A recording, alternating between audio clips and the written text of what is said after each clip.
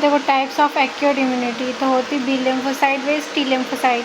B lymphocyte humoral immunity, इसमें active immunity होती है। Active B lymphocyte, inactive B lymphocyte. Inactive B lymphocyte will produce memory cell and active B lymphocyte will produce plasma cell. और T lymphocyte is cell mediated immunity, T helper होते हैं जो कि all immune cell को control करता है। और T killer cell करता है किस सेल को कंट्रोल, कैंसर सेल को करता है, वायरस इन्फेक्टेड सेल को करता है किल, टी किलर सेल। और टी सप्रेसर सेल रहते हैं वो कंट्रोल करते हैं टी किलर सेल्स। और टी मेमोरी सेल होते हैं। और टिश्यू ग्राफ्ट में सेल मीडिएटेड इम्यूनिटी रहती है। सबसे पहले होता है ब्लड ग्रुप मैचिंग होती है और ह्यूमन ल्यूकोसाइट एंटीजन इनकी भी मैचिंग होती है। MHC1 MHC2 immuno suppressive drug रहते हैं जैसे साइक्लोस्पोरिन, कॉर्टिसोल, ये दोनों दिए जाते हैं किसको, जब कोई ऑर्गन का ट्रांसप्लांटेशन होता है। एक्टिव या पेसिव इम्यूनिटी तो एक्टिव इम्यूनिटी, पेसिव इम्यूनिटी तो antibody produced by the host तो नेचुरल भी हो सकती है, आर्टिफिशियल। तो ऑल इन्फेक्शन क्या होते हैं, नेचुरल रहते हैं। आर्टिफिशियल जैसे वैक्सीनेशन।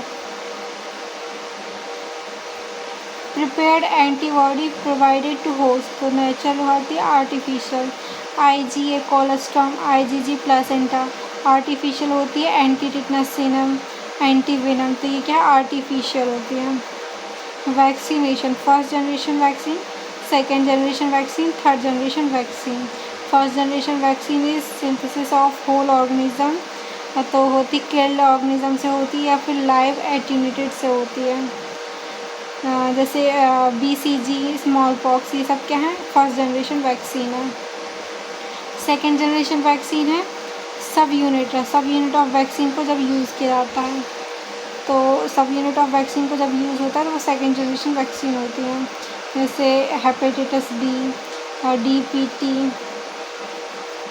थर्ड जनरेशन वैक्सीन क्या होता है,